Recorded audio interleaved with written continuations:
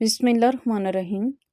شادی کے بعد راحت آسٹریلیا چلا گیا تو اگلے ہی دن رمضان شروع ہو گیا تو ساس بولی چلو سب کے لیے افطاری بناؤ۔ بہت مزے کر لیے۔ دوپہر کو نندیں اور دیور بھی آنے لگے تو روزے کی حالت میں کھانا بناتے اس کی حالت بری ہو گئی، اور جب افطاری کا وقت ہوا تو ساس نے 2 کھجوریں پکڑائیں اور بولی جاؤ کمرے میں جا کر روزہ کھولو۔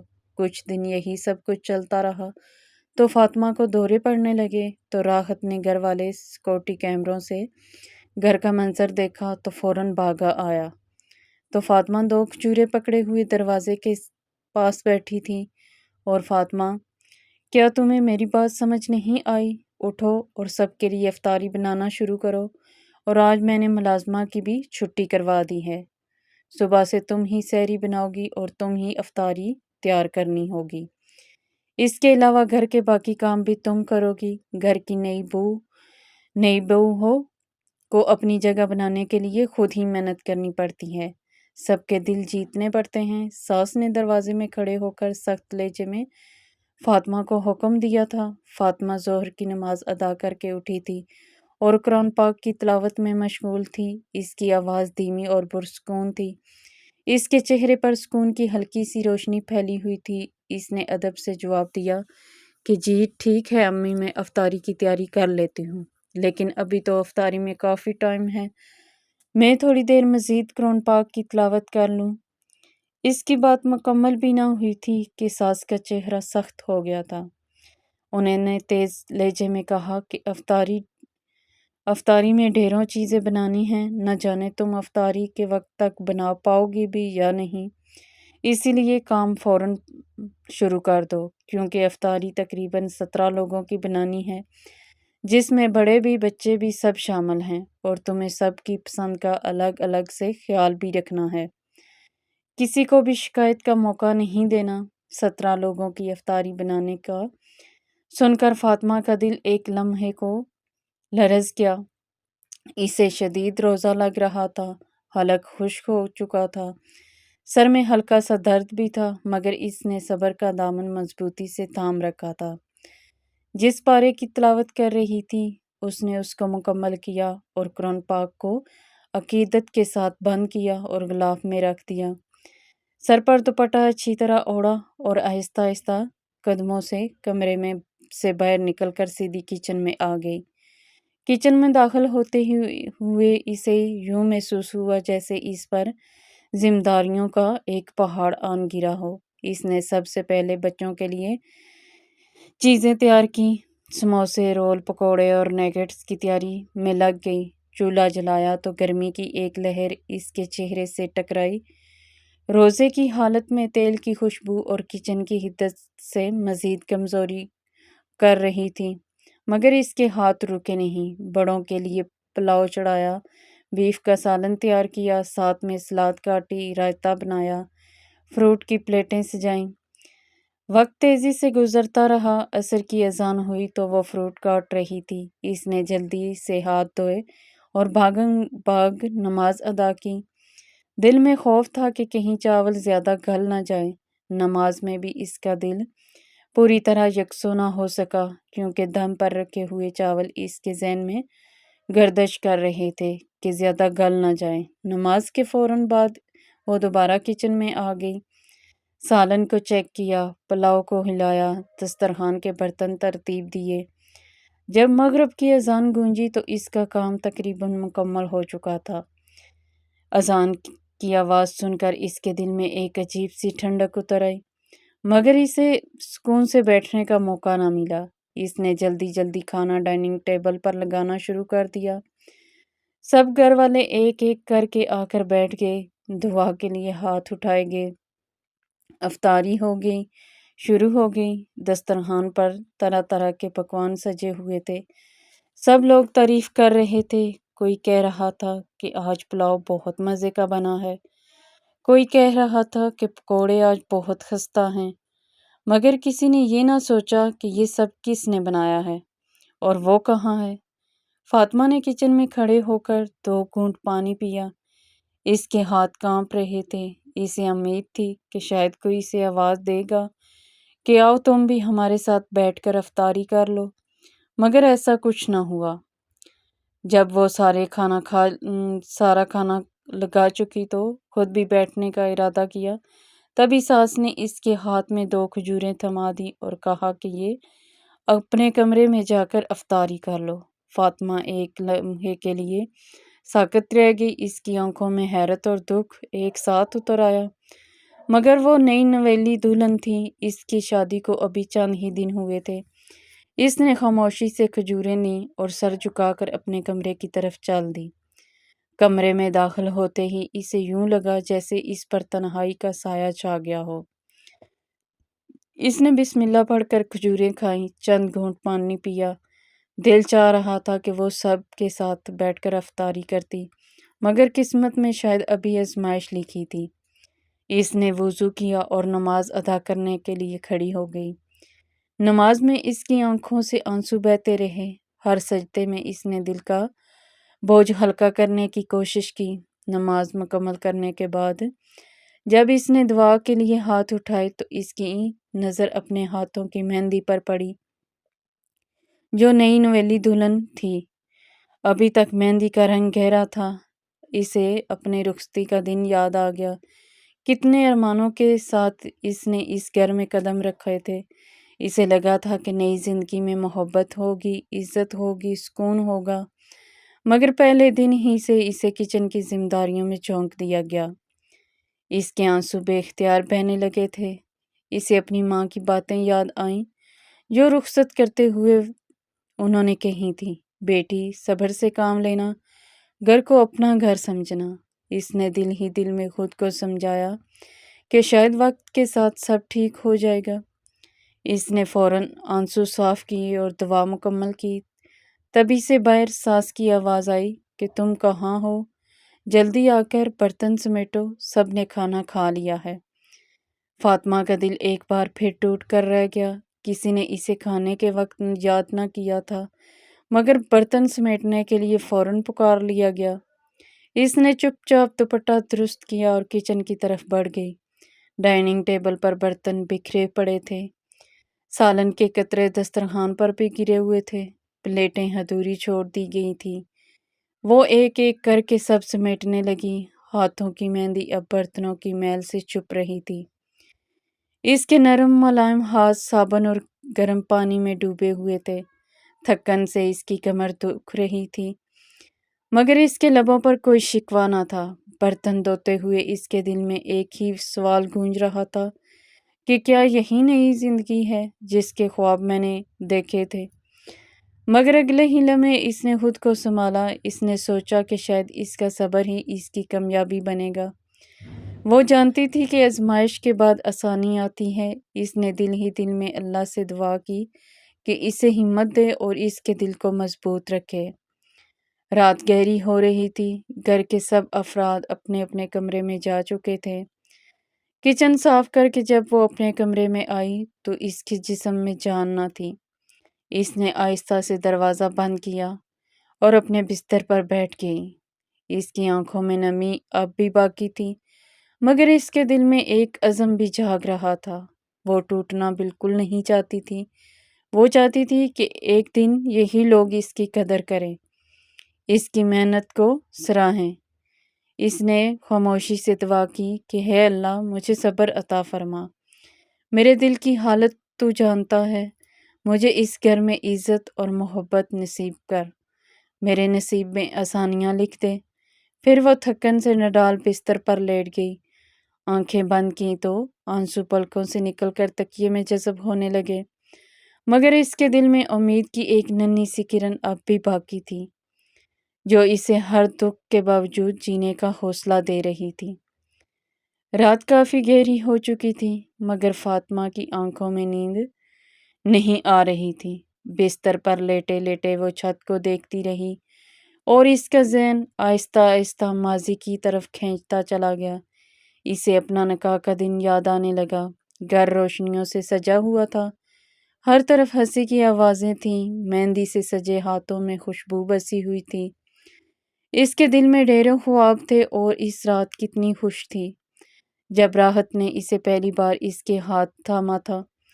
اس کی آواز میں یقین تھا۔ اس نے آہستہ سے کہا تھا کہ فاطمہ، میں تمہیں دنیا کی ہر خوشی دوں گا، تمہیں کبھی کسی چیز کی کمی محسوس نہیں ہونے دوں گا۔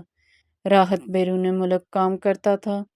وہ صرف چند ہی دن کی چھٹی آیا تھا تاکہ شادی کر سکے۔ شادی کے ابتدائی دنوں میں وہ فاطمہ کے ساتھ بہت نرم اور محبت کرنے والا تھا۔ وہ اسے ہر وقت اپنے قریب بٹھاتا، اس کی باتیں سنتا، اسے یقین دلاتا کہ بس کچھ ہی عرصے کی بات ہے، پھر وہ اسے اپنے ساتھ لے جائے گا۔ فاطمہ کو اس کی باتوں پر مکمل بھروسہ تھا۔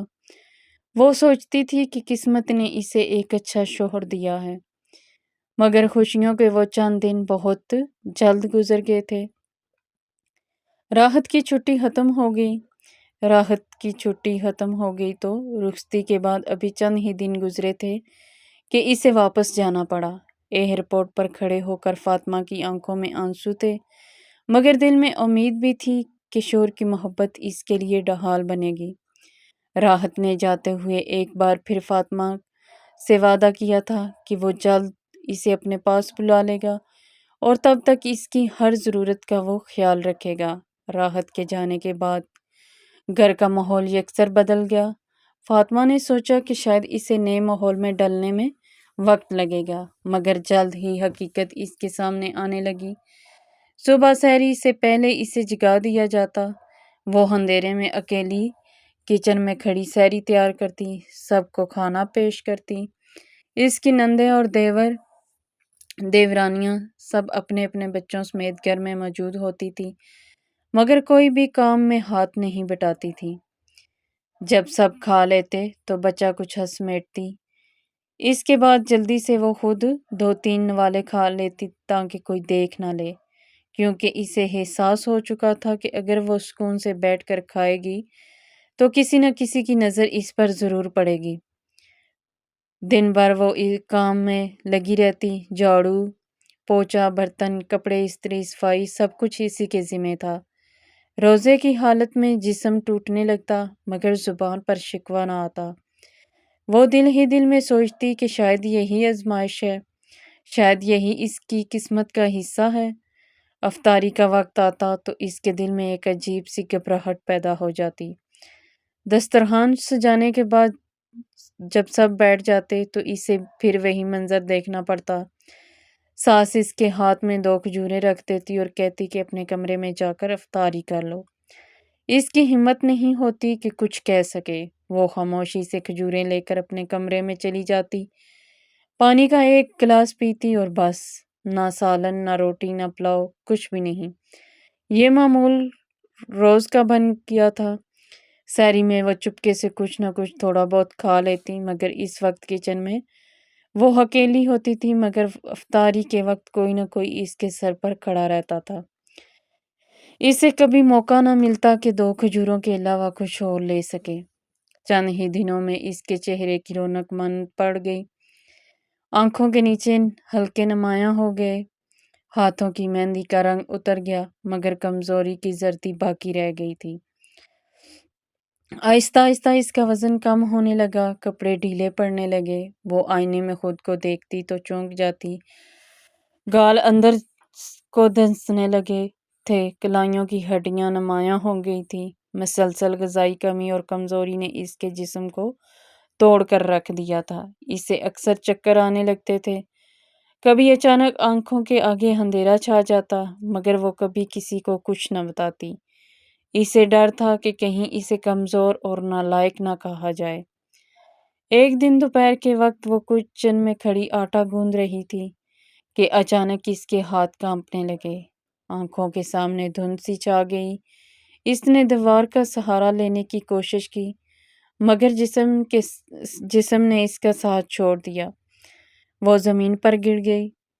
چند لمحوں کے لیے اسے کچھ یاد نہ رہا۔ جب ہوش آیا تو اس کے ارد گرد گھر کے لوگ کھڑے تھے۔ کوئی کہہ رہا تھا کہ ڈرامہ کر رہی ہے، کوئی کہہ رہا تھا کہ نئی نسل کی لڑکیاں کام کی عادی نہیں ہوتی، مگر یہ صرف شروعات تھی۔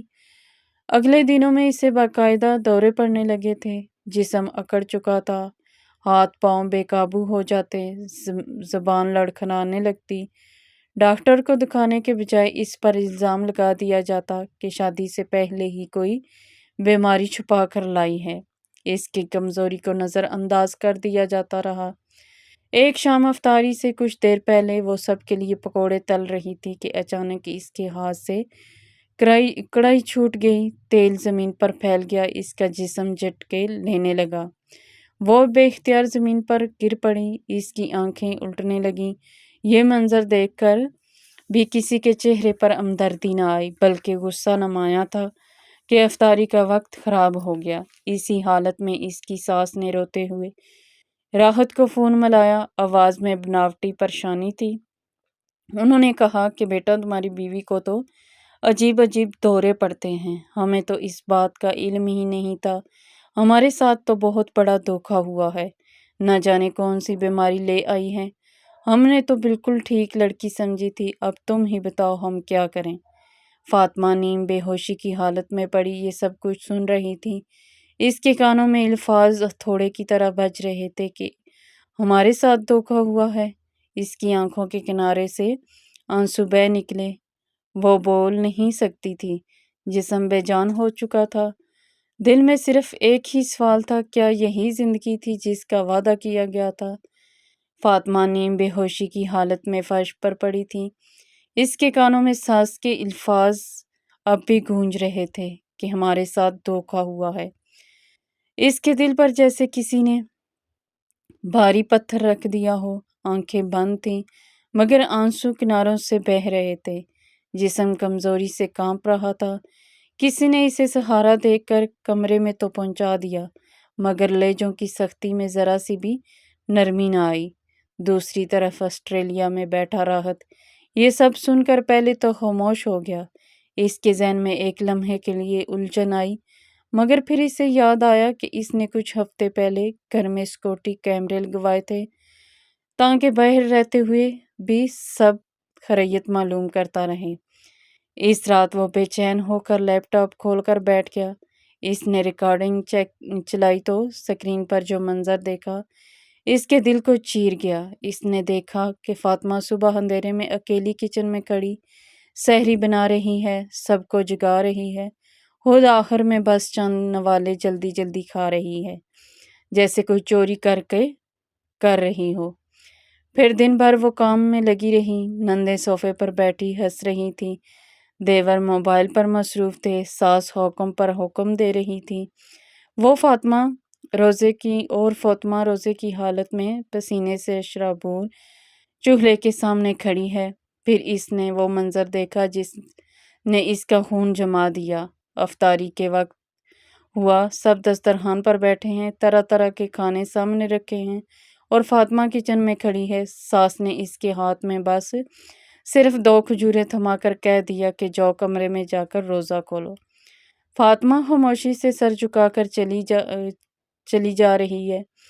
اس کے چہرے پر تھکن اور اداسی صاف نظر آ رہی ہے۔ راحت کی آنکھوں میں غصہ اور ندامت ایک ساتھ اتر آئے۔ اسے یاد آیا اس نے وعدہ کیا تھا کہ وہ اسے دنیا کی ہر خوشی دے گا مگر وہ تو اسے تنہا چھوڑ کر چلا گیا تھا۔ اگلی چند ویڈیو میں اس نے دیکھا کہ فاطمہ کے جسم دن بدن کمزور ہو رہا ہے اور وہ دیوار کا سہارا لے کر چل رہی ہے۔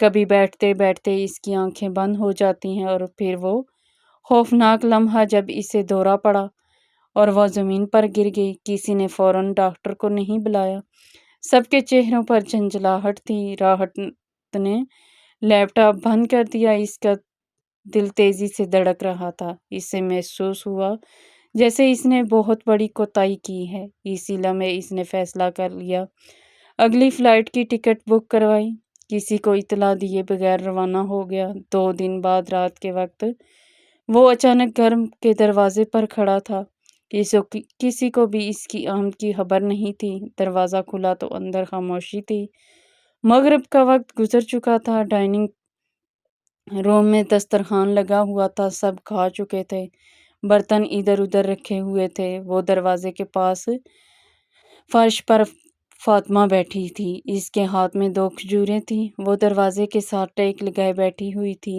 جیسے کھڑے ہونے کی بھی ہمت نہ ہو۔ اس کا چہرہ زرد تھا، آنکھیں دھنس چکی تھی۔ وہ شاید اٹھ کر اپنے کمرے میں جانے کی کوشش میں تھی، مگر کمزوری نے اسے وہیں بٹھا دیا تھا۔ راحت کا دل ٹوٹ کر رہ گیا۔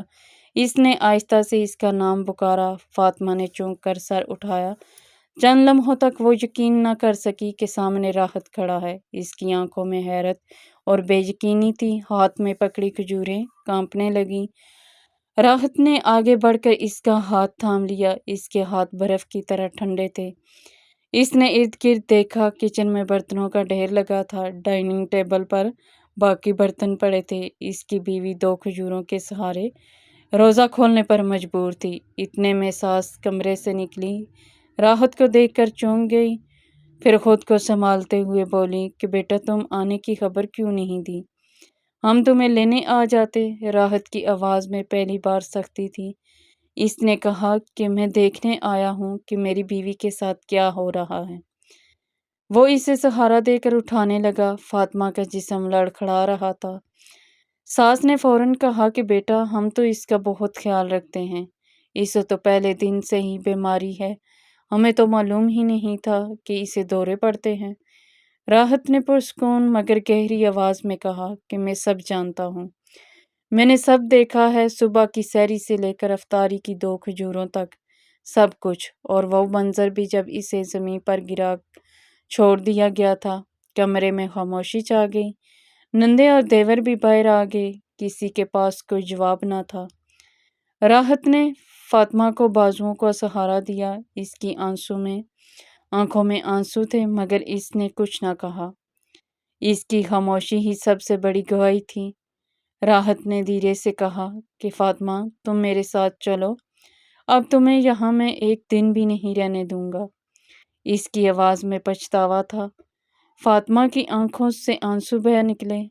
اس نے پہلی بار محسوس کیا کہ شاید اس کی خاموش دعائیں قبول ہو گئی ہیں۔ اس کا جسم کمزور تھا مگر دل میں ایک ہلکی سی روشنی جاگ اٹھی۔ راحت نے گھر والوں کی طرف دیکھ کر کہا کہ میں نے وعدہ کیا تھا کہ میں اسے خوش رکھوں گا، اور میں اپنا وعدہ پورا کروں گا۔ اگر اس کی بیماری بڑھی ہے تو اس کی وجہ لاپرواہی ہے، اب کا علاج ہوگا، اسے عزت ملے گی۔ یہ کہہ کر وہ فاطمہ کو سہارا دے کر دروازے کی طرف بڑھا۔ گھر کے در و دیوار جیسے خاموش گواہ بنے کھڑے تھے۔ ساس کے چہرے پر پہلی بار بے بسی تھی۔ دروازے سے باہر نکلتے ہوئے فاطمہ نے ایک بار پلٹ کر گھر کو دیکھا۔ یہی وہ گھر تھا جہاں وہ خواب لے کر آئی تھی، جہاں اسے 2 کھجوروں میں سمیٹ دیا گیا تھا، مگر آج وہ اسی دروازے سے نئی امید کے ساتھ نکل رہی تھی۔ راحت نے گاڑی کا دروازہ کھولا، فاطمہ کو بٹھایا۔ اس کے ہاتھ اب بھی اس کے ہاتھ میں تھے۔ گاڑی